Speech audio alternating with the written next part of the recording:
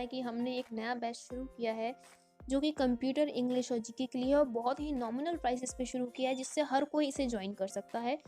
तो इस क्लास का, इस बैच का जो फर्स्ट वीडियो है मैं आपको यूट्यूब चैनल पे अपलोड करने वाली। कई सारे लोगों ने मुझसे कहा कि मैम डेमो क्लास चाहिए, तो अगर आप डेमो क्लास चाहते हैं तो आप इस वीडियो को देखकर अंदाज़ा लगा सकते हैं किस तरह से क्लास में पढ़ाया जा सकता है, पढ़ाया जा रहा है, और आप क्लास ज्वाइन कर सकते हैं, जो कि अभी 31 जनवरी 2022 तक जो इसकी कॉस्ट रहेगी ज्वाइनिंग की, वो रहेगी केवल 199 पर मंथ के हिसाब से।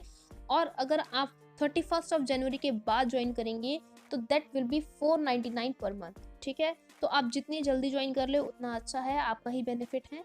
ठीक है, और ये बैच रखा ही इसलिए गया है कि हर कोई इसको ज्वाइन कर सके और बेनिफिट ले सके। ये जो इंग्लिश, कंप्यूटर और जीके, ये जो होता है पूरा एमपी सिविल जज प्रीलिम्स में बहुत ही इम्पोर्टेंट रोल प्ले करता है। ये समझ लीजिए गेम चेंजर है ये 40 मार्क्स। सिलेक्शन आपका इस पर बहुत हद तक बेस्ड रहता है। लॉ हर व्यक्ति पढ़ रहा है, लेकिन ये जो 40 मार्क्स होते हैं यहाँ पर हम लापरवाही कर जाते हैं और ये आपको नुकसान कर जाते हैं। ठीक है, तो ये गलती नहीं करनी है, इसलिए मैंने ये बैच शुरू किया है। आप 199 पे करके इस बैच को ज्वाइन कर सकते हैं, और ये जो वीडियो है उस बैच की फर्स्ट वीडियो है जो पढ़ाया जा चुका है। तो चलिए शुरू करते हैं आज की नई वीडियो। और आपको पसंद आए तो आप वीडियो को लाइक, शेयर, सब्सक्राइब करना बिल्कुल ना भूलें, और क्लास ज्वाइन भी आप कर सकते हैं। तो चलिए शुरू करते हैं। सबसे पहले मैं आपको 3 बातें बता देना चाहती हूँ कि आप एक रजिस्टर और एक पेन लेके ज़रूर बैठें, क्योंकि यह short pencil is better than a long memory. आप याद कर लेंगे, आप भूल जाएंगे, आप लिख लेंगे, आप बार बार देखेंगे और बार बार याद करेंगे, इसलिए आप लिखें ज़रूर। दूसरी बात, आप अपने टीचर को जो वो कह रहा है उसको फॉलो करें। आप जिस भी टीचर को सुन रहे हैं या फॉलो करते हैं उसको ठीक से फॉलो करें, ये बहुत इम्पॉर्टेंट है। तीसरी बात सबसे ज़्यादा इम्पॉर्टेंट है, वो आपको अपने आप पे विश्वास करना। आप अपने आप पे विश्वास करेंगे तो आप सब कुछ कर सकते हैं।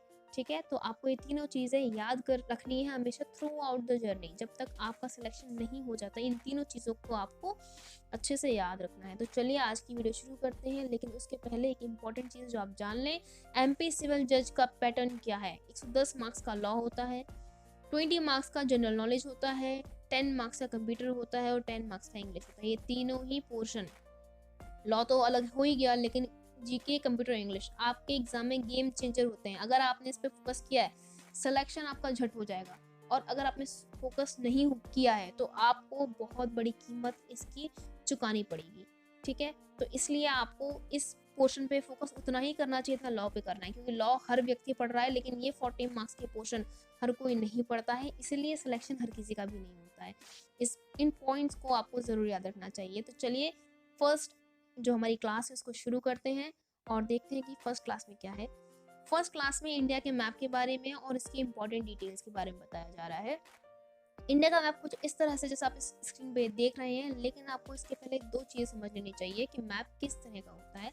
मैप किस किस टाइप के होते हैं। मैप 2 टाइप्स के होते हैं, फिजिकल मैप और पॉलिटिकल मैप। फिजिकल मैप जो होती है, जैसे मैं आपको बता रही हूँ, ये जो मैप आप देख रहे हैं, अगर कोई भी मैप है जिसकी सिर्फ आउटर बाउंड्री दिखा दी जाए, उसके स्टेट्स ना बताए जाएं, उसके डिविजन्स ना बताए जाएं, तो that is a physical map. सिर्फ बाउंड्री बना दी, कुछ भी नहीं दिखाई। जैसे आप स्क्रीन पर देख पा रहे हैं, ये जो मैप है इसमें आपको बाउंड्री तो है ही, इंडिया की पूरी बाउंड्री तो है ही, आप पूरी तरह देख पा रहे हैं, लेकिन इसमें स्टेट्स भी दिए गए, तो ये फिजिकल मैप नहीं है।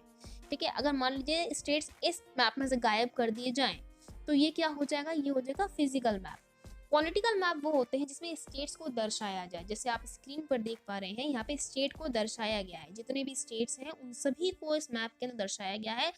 ये है क्या, पॉलिटिकल मैप। पॉलिटिकल रीजन्स आपको दर्शाए जा रहे हैं, ये आपको याद रखना है। जब भी आप लोग देख रहे हो मैप को तो इसको याद रखना है कि ये पॉलिटिकल है या फिजिकल। ऊपर आप देखेंगे इस स्क्रीन पर लिखा हुआ भी है राजनीतिक मानचित्र। ठीक है, पॉलिटिकल मैप, आपको इसको याद रखना है। चलिए आगे बढ़ते हैं। ये आप देख सकते हैं स्क्रीन पे डेफिनेशन लिखी हुई है, आप चाहें तो उसके स्क्रीनशॉट ले लें, पढ़ लें, या जैसे चाहें वैसा आप कर सकते हैं।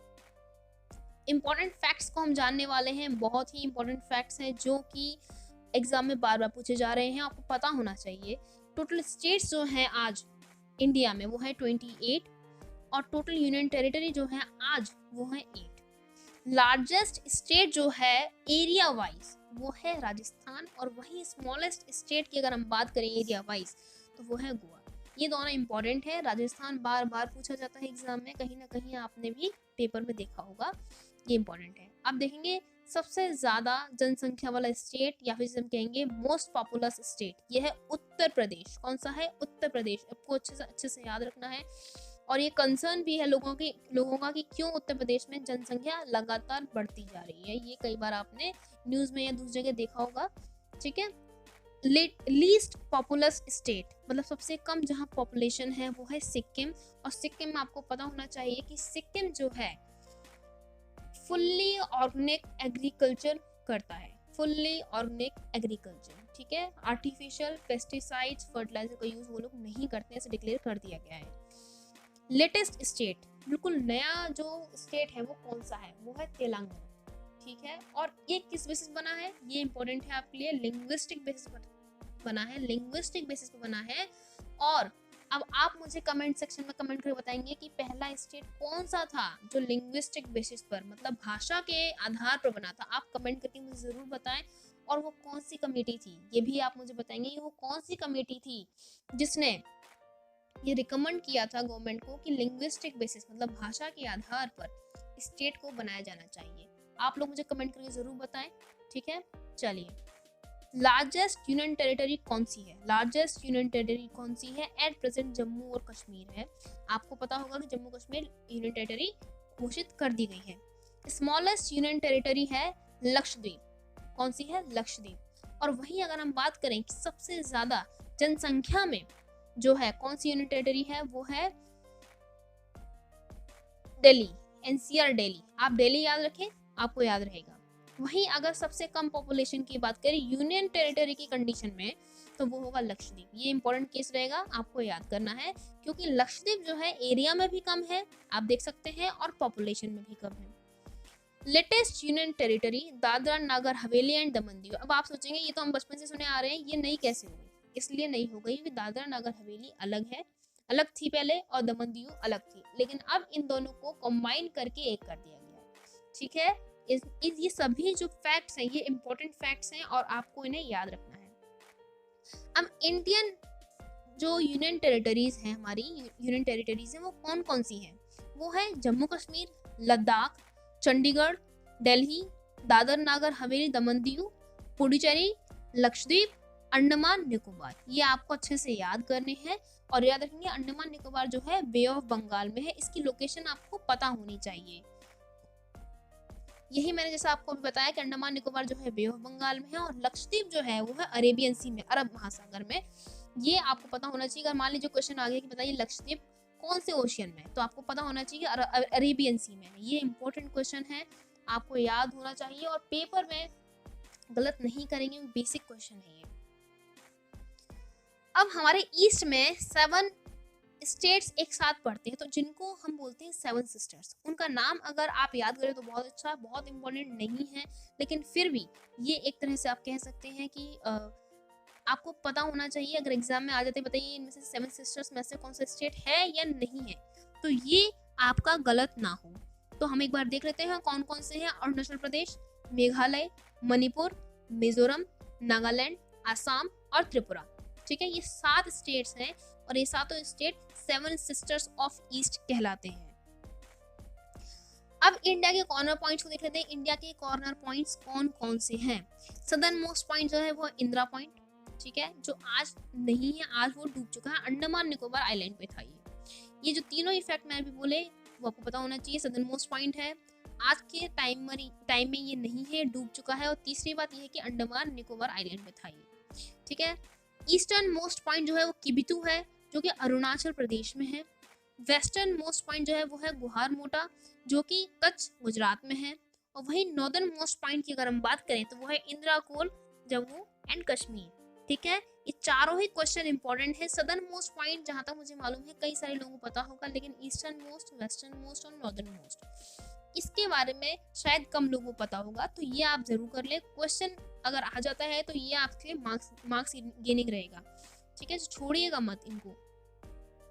अब बाउंड्रीज ऑफ इंडिया, कौन कौन से स्टेट्स हैं जो इंडिया के साथ बाउंड्री शेयर कर सकते हैं, करते हैं आज के समय पे जो 7 कंट्रीज जो हैं वो इंडिया के साथ लैंड बाउंड्रीज शेयर कर रही हैं। वो कौन कौन सी हैं? पाकिस्तान, अफगानिस्तान, चाइना, भूटान, नेपाल, बांग्लादेश और म्यांमार। साथ ही में 2 कंट्रीज ऐसी हैं जो इंडिया के साथ वाटर बाउंड्री शेयर कर रही हैं। वो कौन कौन सी है? श्रीलंका और मालदीव्स। पाक स्टेट जो है वो श्रीलंका और इंडिया के बीच में है। ये आपको याद रखना है। क्वेश्चन अगर आ जाता है बताइए ये पाक स्टेट किन 2 देशों के बीच में है, तो आपको पता होगा और होना भी चाहिए कि ये श्रीलंका और इंडिया के बीच में है। ठीक है, अब जो क्वेश्चन मैं बताने जा रही हूँ ये क्वेश्चन बहुत इंपॉर्टेंट है। ये है कि इंडिया चाइना बॉर्डर को हम क्या कहते हैं? ये है मैकमोहन। वहीं अगर इंडिया और पाकिस्तान बॉर्डर की बात करें तो ये है रेड क्लिफ। ये बहुत इंपॉर्टेंट है। इंडिया चाइना बॉर्डर है मैकमोहन और इंडिया पाकिस्तान बॉर्डर है रेड क्लिफ। जहाँ डेंजर है वहाँ पाकिस्तान है और वहीं रेड क्लिफ है। ठीक है, पाकिस्तान डेंजर जोन है और पाकिस्तान और इंडिया की जो बाउंड्री है वो है रेड क्लिफ। इस तरह से आप इसको याद रख सकते हैं। जो ऐसा कोई देश जो इंडिया के साथ लॉन्गेस्ट बाउंड्री शेयर कर रहा है वो है बांग्लादेश। आप मैप में देख सकते हैं पूरी तरह से बांग्लादेश जो है वो इंडिया से चारों तरफ से घिरा हुआ है। 3 तरफ से घिरा हुआ है और एक तरफ से बे ऑफ बंगाल है। ठीक है, ये जो थी ये पूरी जो थी जीके की क्लास थी। ये पूरा कुछ जो पढ़ाया गया है ये पूरा जीके का है और फर्स्ट क्लास है ये। लेकिन अब इसके साथ में इंग्लिश भी जो बैच है उसको लिया जा रहा है और इसकी कंटिन्यूटी में ये काम किया जा रहा है क्योंकि पर डे हमें इंग्लिश भी पढ़ना है और इंग्लिश के जो इम्पोर्टेंट पॉइंट्स हैं उनको समझना है, वर्ड्स को समझना है और कैसे उन्हें यूज करना है वो भी समझना है। सबसे पहले हम सिनोनिम ले रहे हैं। सिनोनिम मतलब होता है पर्यायवाची, सेम मीनिंग वाले शब्द, और वहीं एंटोनिम होता है विलोम शब्द जो अपोजिट शब्द होते हैं। ठीक है, सबसे पहला वर्ड जो लिया जा रहा है वो है इररिवोकेबल। ठीक है, अनअल्टरेबल जिसका मतलब है इसको बदला ना जा सके, जिसको तोड़ा ना सके, अखंडनीय। इररिवोकेबल स्पेलिंग पर विशेष ध्यान रखेंगे और इसको याद कर रखना है क्योंकि अगर एग्जाम में आ जाता है कि सही स्पेलिंग को लिखिए कौन सी है तो वो आपको बताना पड़ेगा। ठीक है, IRREVOCABLE इररिवोकेबल, अनअल्टरेबल जिसको बदला ना जा सके या फिर अखंडनीय। दूसरा है रिपोज, REPOSE रिपोज। रिपोज होता है rest, repose rest. Add-on, add-on होता है ब्यूटीफाई सजाना। एडॉन होता है ब्यूटीफाई या फिर सजाना, ब्यूटीफाई या फिर सजाना, एडॉन। कोमोशन, कोमोशन होता है डिस्टरबेंस। जहां मोशन होगा वहां डिस्टरबेंस होगा, आप इस तरह से याद रख सकते हैं। कोमोशन, डिस्टरबेंस। नर्चर, नर्चर होता है किसी चीज की केयर करना, पालन पोषण करना, उसे मेंटेन करना। नर्चर मतलब होता है केयर करना, मेंटेन करना, और हिंदी में अगर बोलेंगे तो होता है पालन पोषण करना। स्पेलिंग पर विशेष या ध्यान रखेंगे जिससे कि स्पेलिंग्स गलत ना हो। अब आते हैं कुछ और वर्ड्स पर। एब्यूज, एब्यूज होता है स्कॉर्न, स्कॉर्न मतलब होता है गाली देना। एब्यूज, स्कॉर्न, गाली देना। डोसाइल होता है सबमिसिव मतलब विनम्र। डोसाइल होता है सबमिसिव मतलब विनम्र। स्टबर्न, स्टबर्न बहुत जनरल वर्ड है और कई बार एग्जाम में देखने को मिला है। स्टबर्न, स्टबर्न होता है जिद्दी। एक तरह से डोसाइल और स्टबर्न एक दूसरे के एंटोनिम है। डोसाइल होता है विनम्र और वही जो स्टबर्न होता है वो होता है जिद्दी। ठीक है, डोसाइल और स्टबर्न। स्टबर्न की स्पेलिंग आप ध्यान से देखेंगे। फ्रगाल, फ्रगाल होता है इकोनॉमिकल, किफायती। ठीक है, किफायती क्या होता है कि भाई हमारे हिसाब से जो हमारे बजट में है वही हमारे लिए फ्रगाल है। हर व्यक्ति की ये नीड अलग अलग है और हर व्यक्ति के लिए इकोनॉमिकल की डेफिनेशन भी अलग अलग रहेगी, है ना। तो फ्रगाल क्या होता है? किफायती, इकोनॉमिकल। माइजरी, माइजरी होती है लैक, कमी, किसी से कमी, माइजरी। ठीक है, माइजरी होती है कमी।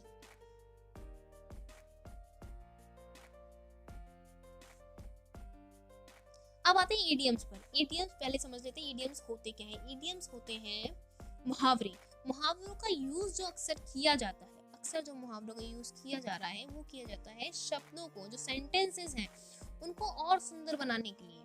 ठीक है, तो हम देख लेते हैं आज कौन कौन सी इडियम्स हम ले रहे हैं। सबसे पहला है at a snail pace. At a snail pace मतलब क्या है? बहुत धीरे चलना। आपने देखा होगा स्नेल, घोंघा बहुत धीरे चलता है। पेस मतलब होता है कदम, तो मतलब क्या है? बहुत धीरे चलना। ठीक है, दूसरा है be in a tight corner. Tight corner मतलब कहते नहीं है कि उसकी तो हवा टाइट हो गई। हवा टाइट क्या हो गई? मतलब परेशानी में पड़ गया, वो कुछ बोल नहीं पा रहा था, कुछ कर नहीं पा रहा था, तो क्या वो परेशानी में पड़ गया। तो be in a tight corner मतलब होता है परेशानी में पड़ जाना या परेशानी में होना। तीसरा है क्राई फॉर द मून। अब आप चांद के लिए रोएंगे तो किसी चांद आपको मिल जाएगा? नहीं मिलेगा ना। तो आप असंभव कार्य के लिए रो रहे हैं, जो हो नहीं सकता उसके लिए रो रहे हैं। अब आप मान के चलिए आपको पास्ट में किसी अपने किए हुए काम के लिए बहुत दुख है, क्या आप अगर सोचे कि मैं पास्ट का वो समय वापस ले आऊं उसके लिए रोए, क्या हो सकता है? नहीं हो सकता है। तो क्या कर रहे हैं हम? असंभव कार्य के लिए रो रहे हैं। चौथा है cat and dog life. Cat and dog life मतलब परेशानी से भरी हुई जिंदगी। परेशानी से भरी हुई जिंदगी होती है कैट एंड डॉग लाइफ। पांचवा है call a spade a spade. एक तरह से आप मान के चलिए कोई इक्का है। स्पेड मतलब होता है इक्का, जो हमारे फ्री कार्ड्स होते हैं, जो हमारे ताश के पत्ते होते हैं, उसमें इक्का होता है ना। तो call a spade a spade, हम इक्के को इक्का ही तो कहेंगे, राजा या रानी तो नहीं कह सकते हैं। तो जो जैसा है उसको वैसा ही बोलना, बिल्कुल सच बोलना या फिर सच बोलने की हिम्मत रखना। ठीक है, call a spade a spade. Rain cat and dog. Rain cat and dog होता है मूसलधार बारिश होना। ये बहुत इंपॉर्टेंट आइडियम है, बार बार एग्जाम में देखने को मिल रहा है और कई बार मैंने खुद इसको एग्जाम हर दूसरे पेपर में देख रही हूँ इसको। तो रेन कैट एंड डॉग जरूर आता है, कई फिल इन द ब्लैंक्स में भी आ सकता है, कई डायरेक्ट मीनिंग में भी सकता है। तो ये इंपॉर्टेंट रहेगा, आप इन सबको अच्छे से याद कर लें, जिससे कि एग्जाम में आपको बिल्कुल भी कंफ्यूजन ना हो और आप पूरे नंबर लेने में सक्षम हो पाए। तो आज की जो ये वीडियो थी यही तक थी। मुझे उम्मीद है कि आपको वीडियो पसंद आई होगी। अगर आपको वीडियो पसंद आई है तो लाइक शेयर सब्सक्राइब करना बिल्कुल भी ना भूलें और